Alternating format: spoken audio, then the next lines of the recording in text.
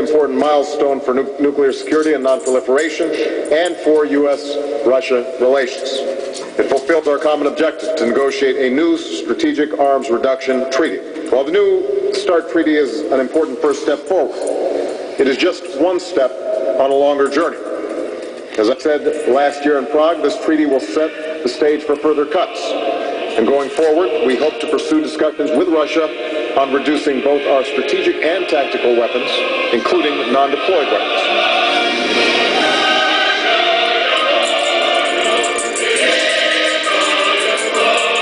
More and more every day, it's as if a hostile foreign power has taken over the nation. This is the savage nation. This is one man's opinion. I sit here in amazement. I watch this man taking apart America, one brick at a time, destroying everything that was built up before this man was even born. He is destroying as though he's some sort of God. And I say to myself each day as I watch this can't be going on. After all, there's a press, isn't there? No. After all, there's a Republican Party, isn't there? And they're going to debate this destruction of our military. No. Well, then there's the military itself. Why, the brave men in all those big uniforms, they're not going to let this happen.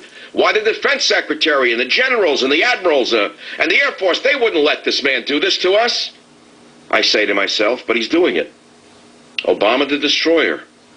Like a destructive child who takes apart a watch and then can't put it back together again. And then he goes on to take apart another watch, and he can't put it back together again. And then he takes apart another watch, and looks up with big goofy smile and says, oh, look, I took another watch apart, and then he does it again. He's taken apart the car in the street, places it under federal control, 30-year-old morons from Harvard. He dismantles the best healthcare system in the world, replacing it with socialized medicine. Nobody knows what's in it. Nobody knows how to run it. Nobody knows how to pay for it, like a watch that he took apart. And today he signs a treaty with Russia saying he's going to take apart our nuclear arsenal.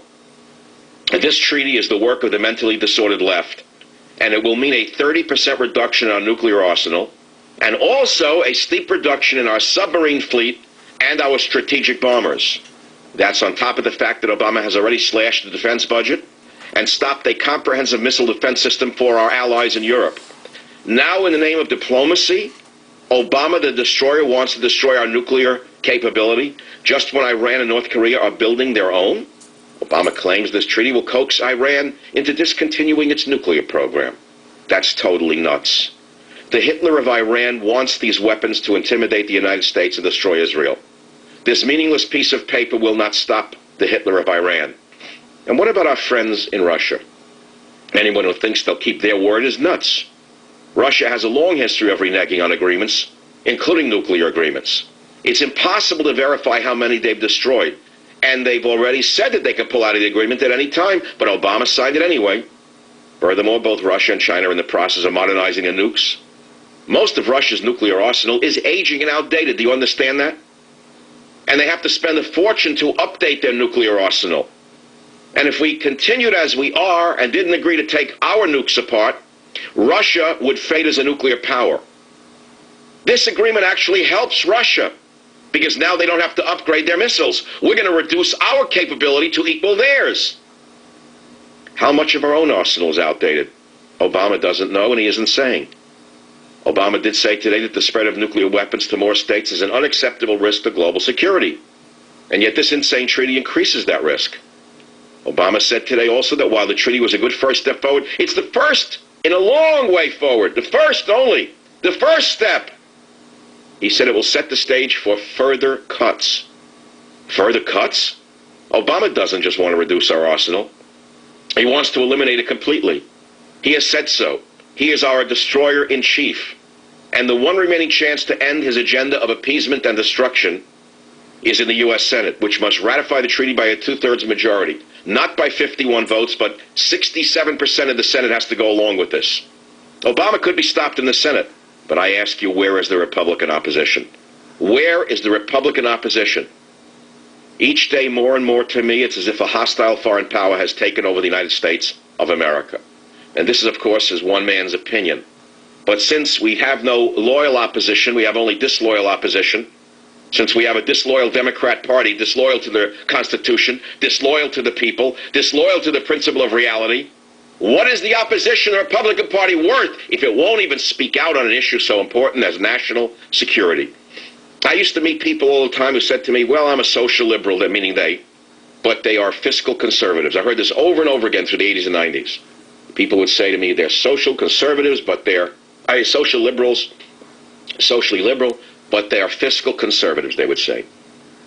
Are you not a fiscal conservative when it comes to national security? Are you not a conservative with regard to national security? Are you people that crazy that you would let this lunatic go ahead, this Pudd'nhead Wilson, go ahead and destroy our nuclear arsenal and then the rest of the military? Don't you see what he's doing? It's as though the ACLU took over the United States of America. Because welcome to reality, boys and girls. The United States of America is now run by the ACLU. Everything this man is doing is part of the protocols of the ACLU. Virtually everything he is doing is part of the protocols of the most radical, deceitful, dishonest. I'll stop right here. And what is the Republican Party doing? Where's John Boehner? Did he have a stroke? Did John Boehner collapse from his great work pretending to oppose Obamacare? Where'd he go? Where is John Boehner? No one even knows who he is. Where's Mitch McConnell, gobbler? Where's the gobbler? Where's the turkey gobbler when we need him? Well, there is a statement by John McCain and John Kyle that I agree with. And there's something in it that you have to know about. And that I didn't know about till I read it. And that's this, and you're not going to believe what I'm about to disclose on the Savage Nation. Here it is. It says the U.S. has had a long-standing policy embraced by administrations of both parties of retaining all options to respond to an attack on it or its allies by any state using weapons of mass destruction. Now here's the punchline. In fact, one reason that we got rid of chemical and biological weapons is that we were told that we would always have the nuclear deterrent available. And now we don't have that. So the enemy within is very sly. The enemy within said, oh, you can get rid of your chemical and biological weapons, America, because you have so many nukes. You can always attack a country that attacks you with chemical or biological weapons. You don't need chemical or biological weapons yourself. You can use your nukes. Now we find out that we can't even use our nukes because Obama the Destroyer, Pudd'nhead Wilson, has taken this option off the table. Now, of course, this is not yet a done deal. Obama the Destroyer can be stopped. King Ludwig II, reincarnated, can be stopped by the U.S. Senate. After all, we don't live in Bavaria in the 1500s. Or do we live in Bavaria in the 1500s? Or are we living in Indonesia right now? Where the hell are we living? Where the hell is the press? The press was euthanized a long time ago.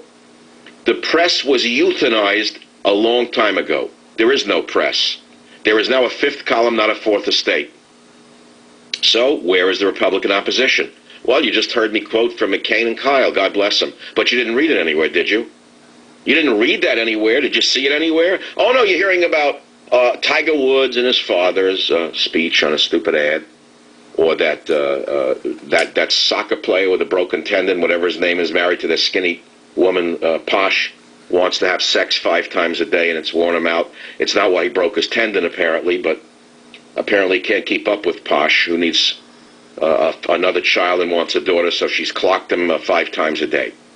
That's according to the Sun. I mean, I'm going to give you the news you really want. You don't want to hear about nuclear weapons. No. You don't want to hear the ravings of a right-winger on the radio. This is not important information. What's important is Tiger Woods. What's important is a movie put out by another drug addict from Hollywood that tells you America's no good. What's important is reading about some soccer star and his skank wife and their running behavior. No, that's what's important. You don't want to hear about Obama the Destroyer or about Obama demilitarizing the United States, including subs, nukes, and planes, unless this lunatic is stopped. Stopped by the U.S. Senate. You know, I've seen a lot of people get worked up over the health care story, which was important, still is important. Are you going to get as worked up over national insecurity now that Pudd'nhead Wilson has said, like the lunatic he is, that we're going to take it all down, man? Bring it all down, girls. You know who Pudd'nhead Wilson is? Have you ever read Pudd'nhead Wilson in Mark Twain's novel? Well, I'll take you back to Dawson's Landing, and I'll read you from Pudd'nhead Wilson.